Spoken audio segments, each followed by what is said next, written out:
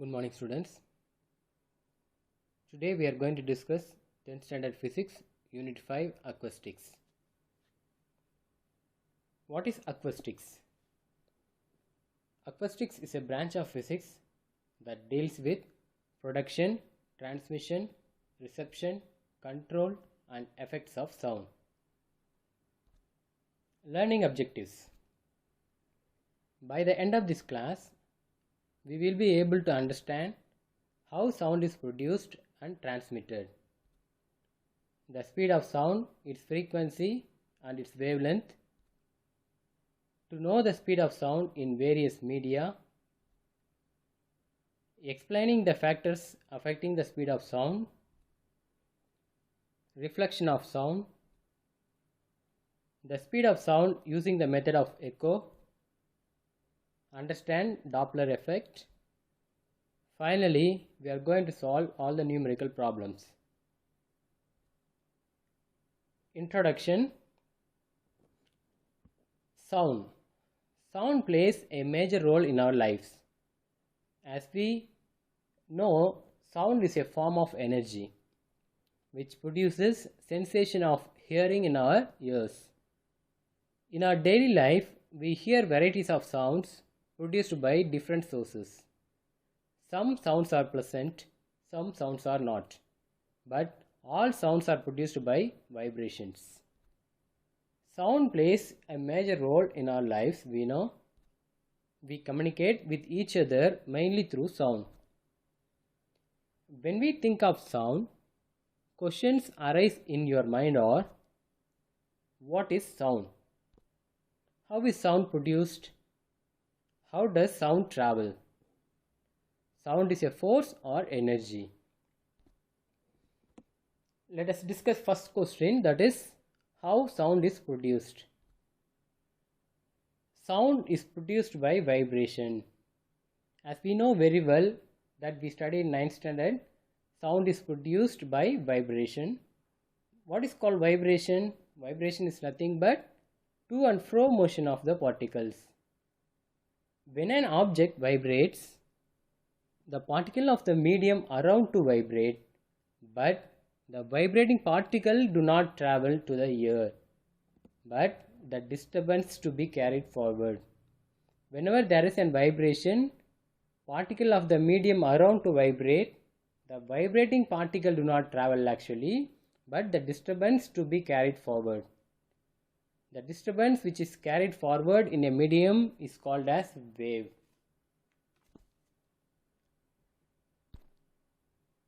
Now let's take a look at two situations where different types of sound are produced.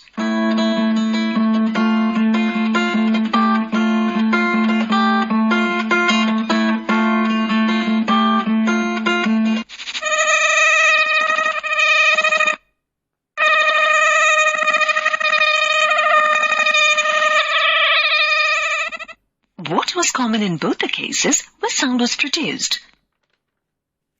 There was a to and fro motion of the parts of the bodies when they produced sound. This to and fro movement of an object is called vibration. Sound is produced due to vibration of objects.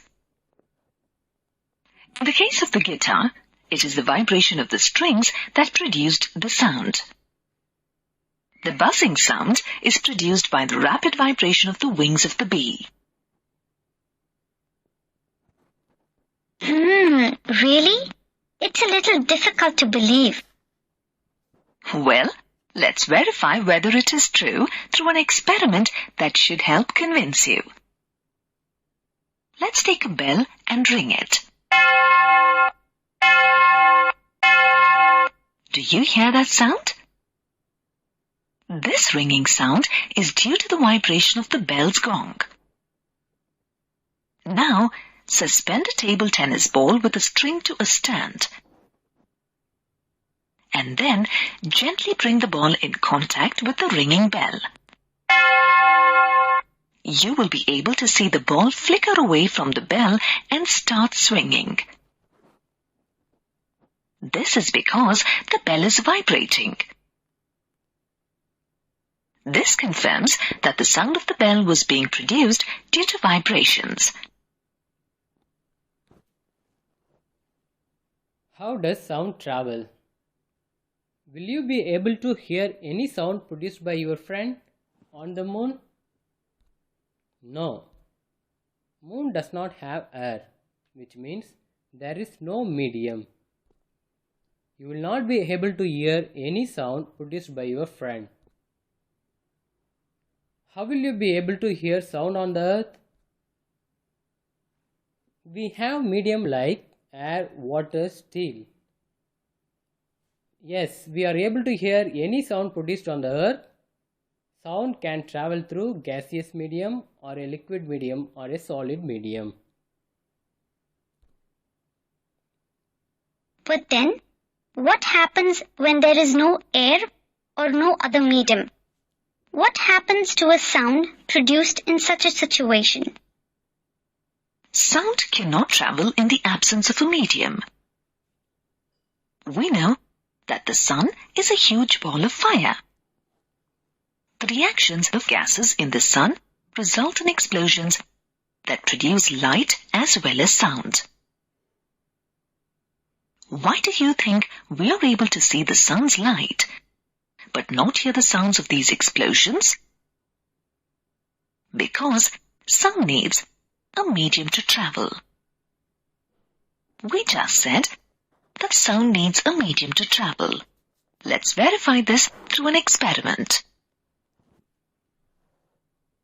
We take an electric bell and fit it in an airtight glass bell jar. The bell jar is connected to a vacuum pump from one end and a power supply with an on or off switch at the other end. On pressing the switch, you will be able to hear the bell ringing. Now suck out all the air from the bell jar using a vacuum pump. You will notice that as the air is being sucked out, the sound of the bell starts getting feebler. In fact, the sound of the bell is not audible at all once all the air in the bell jar is sucked out. Longitudinal waves. What is called longitudinal waves? Particles of the medium vibrate in a direction which is parallel to the direction of propagation of wave. Longitudinal wave, as a result, the series of high and low pressure region is called compression and rarefaction produced. So compression is nothing but particles are crowded together. Rarefaction is nothing but particles are spread apart. Sound wave is an example for longitudinal wave. Longitudinal waves can travel through any medium with a speed that depends on the property of the medium. In this video, we're going to look at two ways they can be classified. Waves are produced as a result of vibrations and can be classified as transverse or longitudinal. Whether they are transverse or longitudinal depends upon how the particles are made to vibrate as the energy passes. Let's look at longitudinal first. This is where the particles vibrate parallel to the direction in which the wave of energy is travelling. Notice that the ends of the slinky don't ever leave the hands holding them.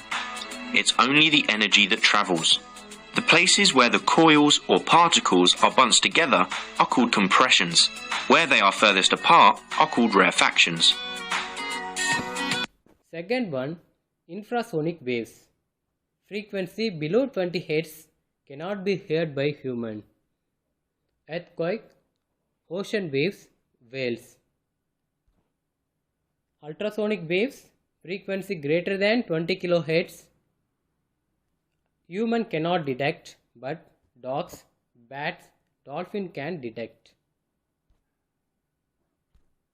Types of sound waves. Audible sounds. Sonic waves. They are sound waves of frequency ranging from 20 to 20,000 Hz, 20 km Hz. and the human ear can hear it. Non-audible sounds, infrasonic waves. They are sound waves of frequency less than 20 Hz and the human ear can't hear it. Example, blowing of storms that preceding rainfall. Ultrasonic waves. They are sound waves of frequency higher than 20,000 Hz, 20 kHz, and the human ear can't hear it. Some animals can hear ultrasound waves as dogs, bats, dolphins. Do you know, when the Ethiopian chickens that live in Africa depart their home suddenly, this gives an indication of rainfall the day after. This is explained by their high sensitivity to the infrasonic waves associating weather changes preceding rainfall. On the other hand, some sea creatures, like shrimps and whales, produce ultrasonic waves as sound shots to kill the fish they feed on. This difference between the sound and the light waves. Sound waves. Medium is required for propagation. Sound wave or longitudinal wave. Wavelength ranges from 1.65 cm to 1.65 meter. Sound waves travel in air with a speed of 340 meters per second. Light waves. Medium is not required for propagation. Light waves are transverse. Wavelength ranges from 4 into 10 to the power minus 7 meter to 7 into 10 to the power minus 7 meter. Light waves travel in air with a speed of 3 into 10 to the power 8 meter per second. Velocity of sound waves. There are two types here, particle velocity and wave velocity. SI unit of velocity is meter per second. Particle velocity. The particles of the medium vibrate in order to transfer the energy in the form of wave is called as particle velocity. Wave velocity. The wave travels through the medium is called as wave velocity. In other words, distance travelled by sound wave in 1 unit time. Velocity is equal to distance by time taken. That can be written as V is equal to lambda by T. Lambda is nothing but distance travelled by one wave is taken as one wavelength. N is equal to 1 by T. N is nothing but frequency. So V is equal to N by lambda. So velocity of sound is Vs greater, which means velocity of sound wave is maximum in solid. So velocity of sound wave is maximum in solids because they are more elastic in nature. The speed of sound is different in different media. Sound travels with different speeds in different media like solid, liquid, and gases. Sound travels in a medium due to transfer of energy from one particle to another particle of the medium. Since the particles of the solid are very close to each other, so the transfer of energy from one particle to another particle takes place in less time. Hence, speed of sound in solids is very high. In the case of liquids, the distance between the particles is large compared to the distance of the particles in solids. Thus, the transfer of energy among different particles is slower than in solids. Hence, speed of sound in liquids is less than the speed in solids. In case of gases, the particles are far away from each other as compared in case of solids and liquids. Hence, the transfer of energy from one particle to another particle of solids, the elastic properties and the density of the solids affect the velocity of sound waves. In solid, velocity decreases, density increases. Velocity increases, elasticity increases. So look at the picture. When temperature increases, density decreases. When density decreases, velocity of sound increases. Factors affecting velocity of sound in gases. First factor, effects of density. Velocity of sound decreases, density increases. Velocity of sound in a gas is inversely proportional to the square root of the density of the gas. Second one, effects of temperature.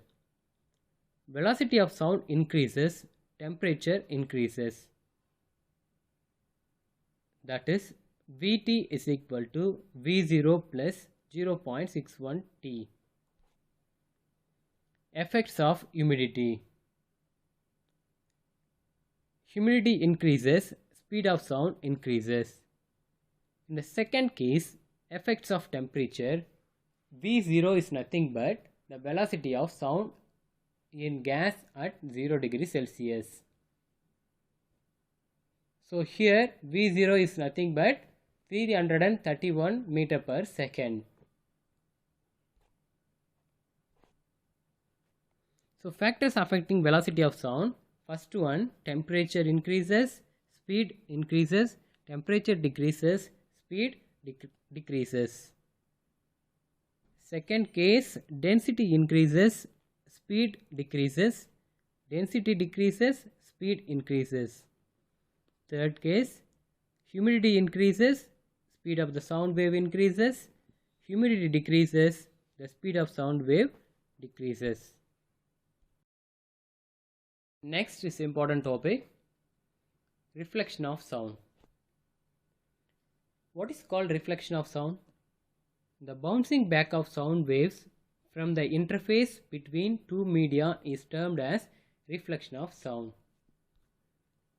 For example, sound travel in air medium, strikes the surface of solid medium, they can be bounced back into the air medium is called as reflection. Laws of reflection. We have two laws. First law, incident wave, the normal to the reflecting surface, and the reflected wave at the point of incidence lie in the same plane. So here I is called as incident wave, R is called as reflected wave. The perpendicular line which is drawn from the reflecting surface is called as normal. Second law is very simple. The angle of incidence is equal to the angle of reflection. When what is called angle of incidence is nothing but the distance between original wave to the normal, that is I. The distance between normal to the reflected wave is called R, which means I is equal to 30, R is equal to 30.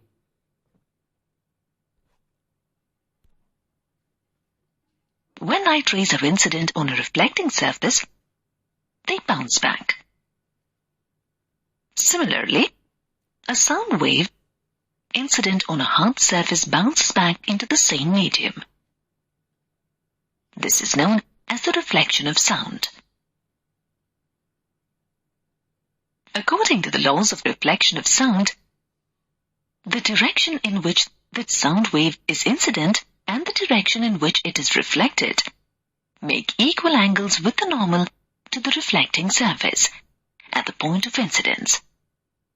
The incident sound wave, the reflected wave, and the normal at the point of incidence are in the same plane. Sound waves need polished or rough surfaced obstacles to get reflected. Let's verify these laws through an experiment. To set up the experiment, we take two identical hollow pipes, PQ and RS, each about 2 feet long. We place these pipes on the surface of a table near a wall so that their axes intersect at point O on the wall as shown. Then, we keep a clock near the end P of the pipe. Finally, keep a cardboard vertically in between the pipes, so that the sound of the clock at P cannot be heard directly at the end S of the pipe RS. Now we try to hear the sound of the clock from the end S of the pipe RS. The angle of the pipe RS can be changed by tilting it in a horizontal plane about the point O. The sound is very feeble, isn't it? That's a little better. Wow, that's quite clear, right? Oh, this angle is not so good. The sound has become feeble again. A feeble ticking sound can be heard through the pipe RS in random positions. Fix the position of the pipe RS at the angle where the loudness of the sound heard is maximum. Let's now measure the angle between the axis of the pipe PQ and the normal to the wall at the point O. This is the angle of incidence, I, for the incident sound wave.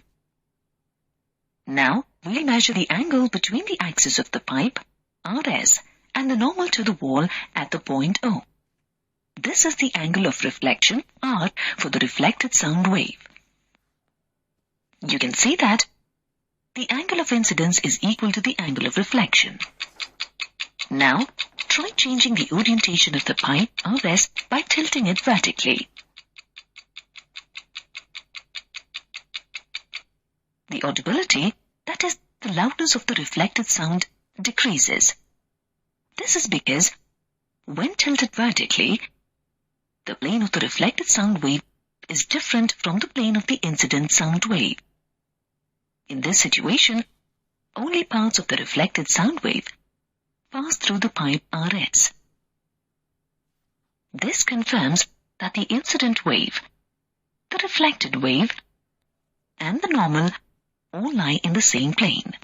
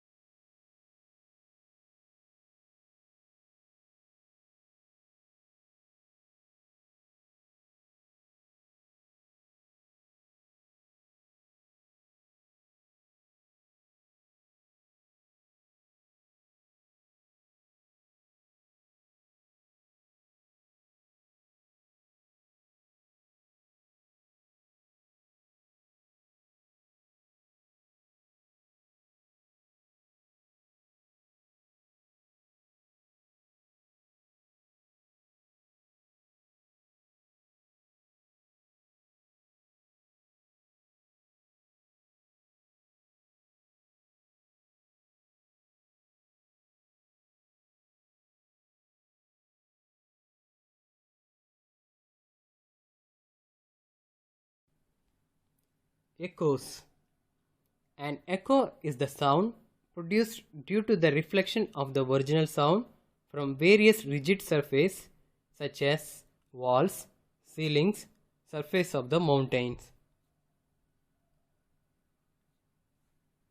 If you shout or clap near a mountain or near a reflecting surface like a building, you can hear the same sound again.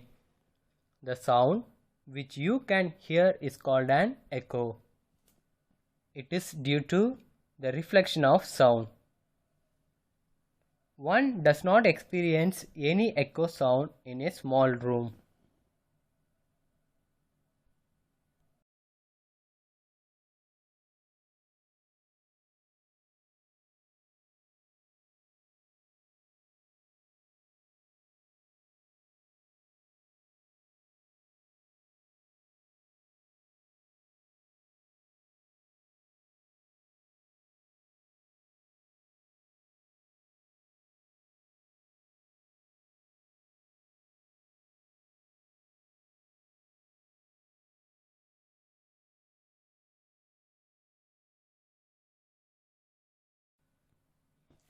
This does not mean that sound is not reflected in a small room. This is because smaller rooms do not satisfy the basic conditions for hearing an echo. Conditions necessary for hearing echo. The persistence of hearing for human ear is 0.1 second. Thus, the minimum time gap between the original sound and an echo must be 0.1 second. Velocity is equal to distance traveled by sound by time taken. So, velocity symbol V is equal to distance traveled by time, that is distance traveled 2d by time taken is t. So, we can write V is equal to 2d by t. So, d we have to find out the distance. So, distance take this side and Vt by 2. Since t is equal to 0.1 second, then substitute the value, we get d is equal to V into 0.1 divided by 2 is equal to V by 20. Thus, the minimum distance required to hear an echo is 1 by 20th part of the magnitude of the velocity of sound in air.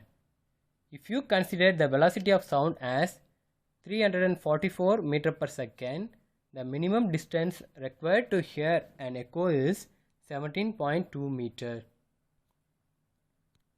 What happens when you shout in an open air in the mountains? Let's now observe this boy shouting into a well. This is an experiment. Did you hear that? That was the boy's voice reflected back from the water in the well. In our daily lives, we call this sort of a reflection an echo. Thus, an echo is repetition of sound that results as a reflection from a surface. Here's an interesting fact about the origin of the word echo. According to Greek mythology, Echo was a nymph who had the job of talking incessantly to Hera, the queen of gods, so that her husband Zeus would not get caught in his misdeeds. Hera caught on to Echo's tricks and cursed her to only be able to say what others had just said. Thus, reflection of sound can be attributed to Echo talking under the curse, repeating what you say. Hello?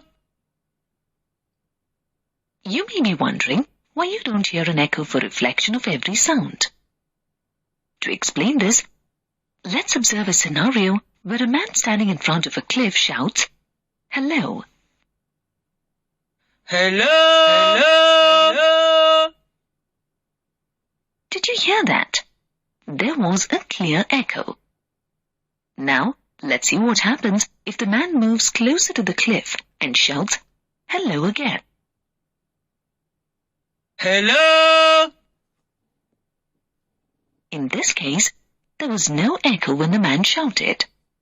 Why do you think you could hear an echo in the first position but not in the second? Try and analyze what changed in the second situation. Nothing but the distance of the man from the cliff, right? It is the distance that is making a difference. We cannot hear an echo unless the reflecting surface is beyond a specified distance from the source of the sound. In this case, it was the man shouting "hello." To find out how this works, let's examine how our brain processes sound.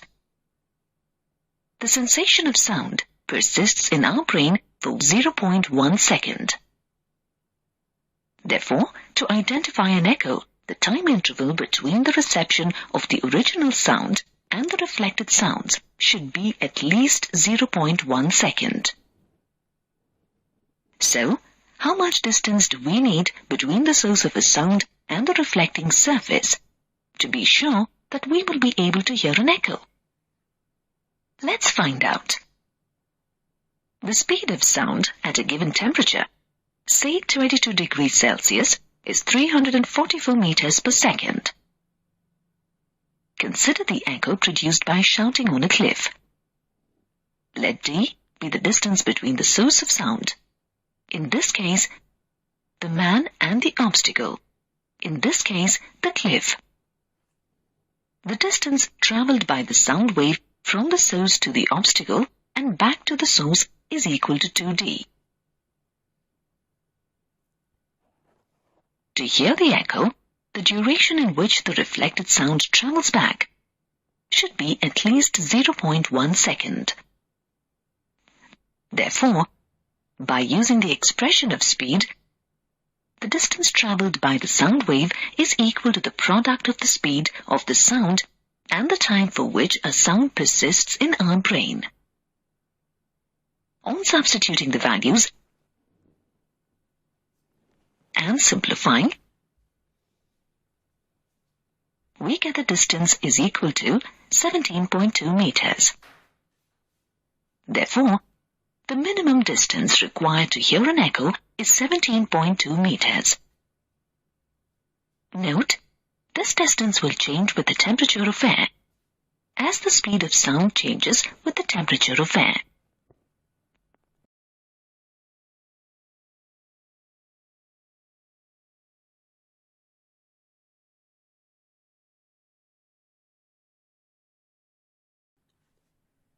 Applications of echo.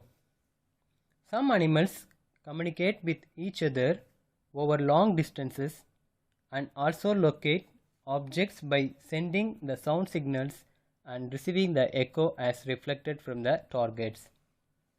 Echoes is used to determine the velocity of sound waves in any medium.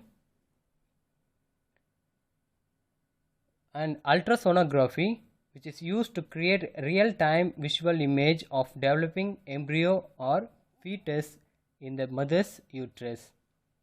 This is a safe testing tool as it does not use any harmful radiations. Between source and listener, the frequency of the sound heard by the listener is different from the frequency of sound emitted by the source. Conditions for Doppler effect. The listener moves towards or away from a stationary source.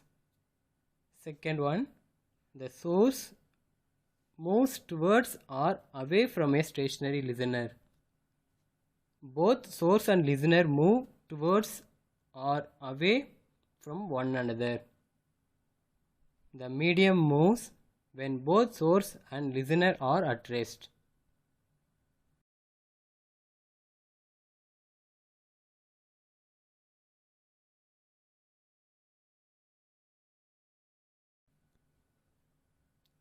Is there any condition for no Doppler effect? Yes, we have 4 conditions. First one, when source and listener both are at rest. When source and listener move in such a way that distance between them remains constant. Third one, when source and listener are moving in mutually perpendicular directions. If the source is situated at the center of the circle along which the listener is moving.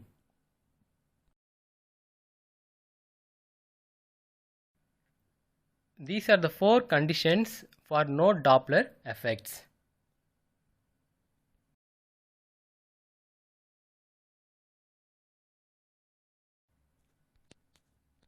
The Doppler effect. In Sheldon's words, it's the apparent change in the frequency of a wave caused by relative motion between the source of the wave and the observer. the Doppler effect is perhaps best explained visually. So here's a thing that is emitting waves. It could be a fire truck emitting sound, it could be a star emitting light, it could be a duck creating ripples on a pond. Those are all waves, and they all look something like this. We see the Doppler effect happening when the thing that is emitting waves moves. In the direction it's moving, the wavefronts bunch up, and behind it they spread out. If our object is moving towards a stationary observer, these bunched up waves are observed at a high frequency, and if the object is moving away from a stationary observer, the waves are observed at a lower frequency. So that is the Doppler effect, the apparent change in the frequency of a wave caused by relative motion between the source of the wave and the observer. It makes sense, but it gets interesting when you consider some of its applications. So let's say you are standing in the middle of a road. That's you, and a car drives past you very fast. As it does so, it honks its horn, because you're standing in the middle of the road. The horn to you might sound something like this. So it starts at a high pitch and moves to a lower pitch, even though from the driver's perspective, the horn is playing the same pitch the entire time. So what's going on? As the vehicle's coming towards you, the sound waves that it's emitting bunch up, and so are delivered to you at a higher frequency, which you interpret as a higher pitch, because the frequency of sound waves is pitch. And then when the vehicle passes you and is moving away from you, the sound waves spread out, and so you hear them at a lower frequency, a lower pitch.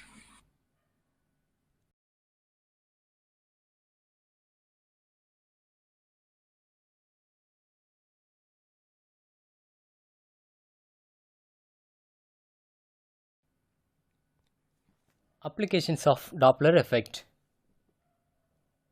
First one, to measure the speed of an automobile. Second one, tracking a satellite. Third one, radar. Fourth one, sonar. So these are the four applications of Doppler effect. To remember, first one, velocity of sound wave is maximum in solids. Second, infrasonic waves are sound wave with a frequency below 20 Hz. Human ear cannot hear the sound. Ultrasonic waves are sound waves with frequency greater than 20 kHz. Reflection of sound waves obey the laws of reflection. When a compression hits the boundary of a rarer medium, it is reflected as rarefaction. An echo is the sound reproduced due to the reflection of its original sound wave. The minimum distance between the source and the reflecting surface should be 17.2 meter to hear a clear echo. The apparent frequency is the frequency of sound as heard by the listener. Thank you.